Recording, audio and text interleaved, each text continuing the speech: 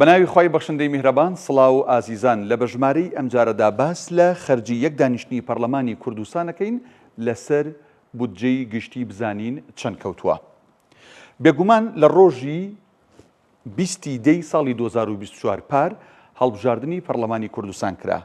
یەکەم دانیشتنی پەرلەمانتاران کەی بوو لە 2/12 ساڵی 2024 ساڵی پار یەکەم دانیشتنیان کرد بە پێی یاسا دەبێت لەم دانیشتنیە جگە لەوەی کە سوێندی یاسایی دەخۆن و بە فەرمی دەبنە پەرلەمانتار دەبوایە دەستەی سەرۆکایەتیشان هەڵبژاردە، بەڵام تا ئێستا و دانیشتنە بە کراوەی ماوەتەوە دەستەی سەرۆکایەتی هەڵنەبژێرداوە لەبەرەوەی یەکێتی و پارتی ڕێک نەکەوتون.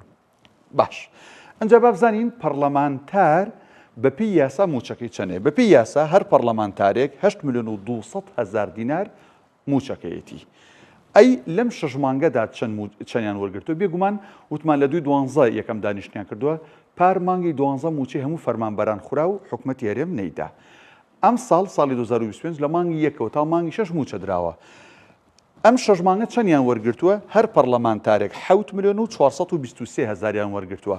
ئەی بۆ 8,200,000 وەرنەگرتووە لەبەرەوەی لیژنەکانی پەرلەمان تەشکیل نەکراون و پەرلەمانتاران بەسەر لیژنەکانە دابەش نەبوون و نەبوونەتە ئەندام، بۆیە ئەوەنیان وەرنەگرتووە و 7,423,000 دیناریان وەرگرتووە. باش هەر پەرلەمانتارێک لە ماوەی ئەم 6 مانگەدا ئەگەر هەموو پارەکەی کۆبکەینەوەی کەوتمان 7 ملیۆنەکە ئەکاتە 44,538,000 دیناریان وەرگرتووە. بۆچی؟ بۆ یەک دانیشتنی 1 سەعات و 12 خولەکی کە تەنها سوێندی یاساییان خواردووە، ماف و امتیازاتی موچە و حەسانیان وەرگرتو و هیچی دیکەنی هیچ بابەتێکیان بۆ خەڵکی نەکردووە. باش تاوان پەرلەمانی کوردستان هەمومان ئەزانین کە لە 100 ئەندام لەم خولەدا پێک دێت.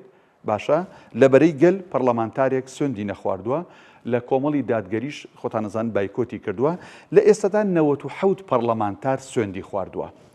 ئەم 97 پەرلەمانتارە موچەکانیان کە هەریکی 44,538,000 لە ماوەی ئەم 6 مانگەیە وەرگرتووە، کۆی یا با بڵێن زەربی 97کە دەکاتە 2,748,786,000 دینار کۆی ئەو پەرلەمانتارانە کە موچیان لەم ماوەی 6 مانگەدا وەرگرتووە.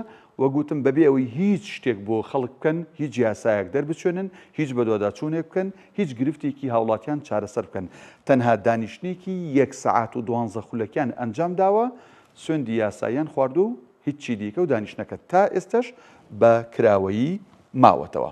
ئەوەی کە باسمان کرد خەرجی یەک دانیشتنی پەرلەمانی کوردستان بوو لەسەر بودجەی گشتی هەرێم.